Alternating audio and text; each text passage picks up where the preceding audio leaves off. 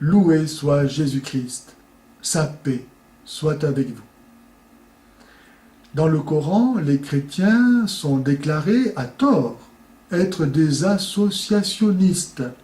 Par exemple, à la sourate 5, verset 116. Associationnistes parce qu'ils seraient censés associer à l'unique divinité de pseudo-divinité que seraient Jésus et Marie. Mais les chrétiens n'ont jamais dit que Marie était Dieu, et ils n'associent pas non plus Jésus à Dieu, puisque Jésus est Dieu de toute éternité.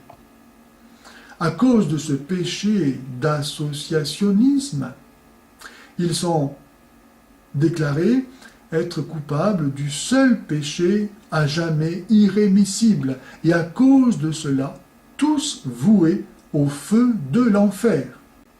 Sourate 9, verset 113, ou bien sourate 98, verset 6. Mais ce qui est piquant, c'est que dans le même Coran, Mohammed est lui-même associé à Allah, au point qu'il en est divinisé. Ainsi, par exemple, dans la sourate 15, verset 72, Allah jure par la vie de Mohammed. Jurer, cela signifie prendre à témoin quelqu'un de la vérité de ce que l'on dit. Quelqu'un qui nécessairement doit avoir une autorité au moins égale à la sienne. Et ainsi donc, en jurant par la vie de Mohammed, Allah se rabaisse au rang de l'égalité avec Mohammed, ou bien élève Mohammed au rang de l'égalité avec la divinité. À la sourate 33, verset 56, c'est encore plus étonnant, puisque Allah et ses anges prient pour Mohammed. Et à cause de cela, il est demandé aux musulmans de prier eux-mêmes pour Mohammed.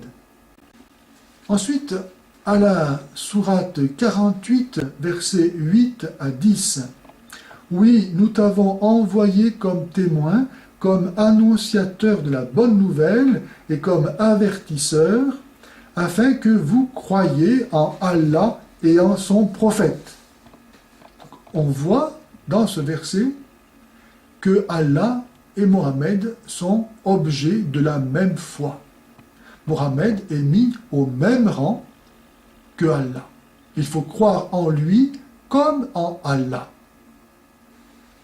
Qu'est-ce que c'est cela si ce n'est pas de l'associationnisme? Afin que vous croyiez en Allah et en son prophète, pour que vous assistiez le prophète, pour que vous l'honoriez, que vous célébriez les louanges de Dieu à l'aube et au crépuscule. Ainsi, parce que Mohammed est mis au même rang que Allah, découle pour les musulmans le devoir de assister, de servir, d'honorer Mohammed. En comparaison, Jésus-Christ n'a pas revendiqué d'être traité à l'égal de Dieu, mais tout Dieu qu'il était, il s'est abaissé jusqu'à prendre la place de serviteur, d'esclave, pour donner sa vie pour nous. Philippiens 2,6, il s'est abaissé. Et Jésus dit en Matthieu 20, 28 qu'il n'est pas venu pour être servi, mais pour servir. Jésus s'est conduit en serviteur de Dieu. Il n'a pas réclamé d'être traité comme Dieu. Or, dans ce verset, il est demandé de traiter Mohammed comme Dieu.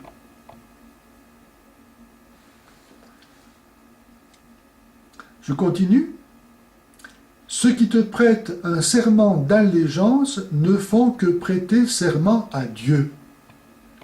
Voilà, la chose est répétée. Prêter serment d'allégeance à Mohammed, c'est prêter serment d'allégeance à Dieu. Mohammed et Allah, c'est kiff-kiff. c'est pareil. Je fais serment à Mohammed, je fais serment à Allah, c'est la même chose. Dieu apportera bientôt une récompense sans limite à quiconque est fidèle à l'engagement pris envers Mohammed.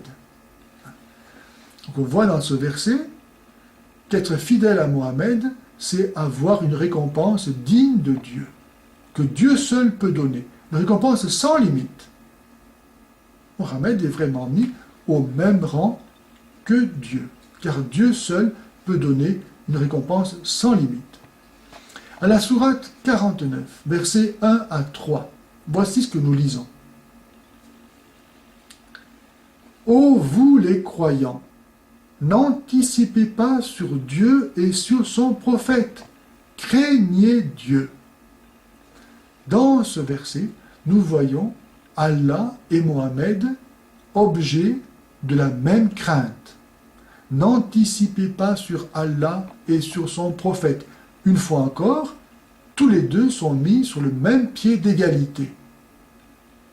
Il faut l'anticiper pas plus sur l'un que sur l'autre. Ils sont compris ensemble, dans le même commandement, basés, enracinés dans la crainte de Dieu. Craignez Dieu. Parce que vous craignez Dieu, vous devez vous conduire comme cela vis-à-vis d'Allah et vis-à-vis de Mohammed. Donc Mohammed reçoit de la crainte de Dieu. Qu'est-ce que c'est cela si ce n'est pas de l'associationnisme? Mohammed a le statut de Dieu puisque c'est la crainte de Dieu qui est au fondement de l'attitude qu'il faut avoir vis-à-vis de lui. Un peu plus loin, cela est explicité. Ô vous les croyants, n'élevez pas la voix au-dessus de celle du prophète. Ne lui adressez pas la parole à voix haute, comme vous le faites entre vous, de crainte que vos œuvres ne soient vaines sans que vous vous en doutiez. Donc il s'agit d'avoir vis-à-vis de Mohammed une attitude de soumission. Ne pas se conduire ainsi vis-à-vis de Mohammed, c'est risquer de perdre le fruit de ses bonnes œuvres, sans même s'en douter, involontairement. Ainsi, de l'attitude vis-à-vis de Mohammed dépend la perte de son salut. Le simple manque de respect vis-à-vis de Mohammed est assimilé à un blasphème, à un péché contre Dieu qui vous fait perdre votre salut éternel, parce que vous n'avez plus de bonnes œuvres. Le verset qui suit montre cela par le contraire. Quant à ceux qui baissent la voix en présence du prophète de Dieu, voilà ceux dont Dieu scrute les cœurs pour y mettre sa crainte révérentielle. Ils obtiendront un pardon et une récompense sans limite. Allah s'engage à mettre dans le cœur de celui qui a cette attitude vis-à-vis de Mohammed de soumission, de crainte, de peur, de vénération, d'adoration. Il s'engage à mettre dans son cœur sa crainte révérentielle, la même crainte que l'on a vis-à-vis de Dieu. Autrement dit, Mohammed est le pivot du salut. D'un côté, ne pas avoir cette attitude de vénération, de soumission, d'humilité, de crainte, de vénération vis-à-vis de Mohammed, c'est perdre ses bonnes œuvres et donc son salut. De l'autre côté, avoir cette attitude conduit à avoir le pardon et une récompense sans limite. C'est-à-dire une récompense que Dieu seul peut donner. Donc tout dépend du rapport à Mohammed. Il est vraiment placé lui-même comme Dieu. L'attitude vis-à-vis de lui conditionne la perte du salut ou le gain du salut. Or Dieu seul peut sauver. On voit ainsi que Mohammed est mis au rang de Dieu. Qu'est-ce que c'est que cela, si ce n'est pas de l'associationnisme ?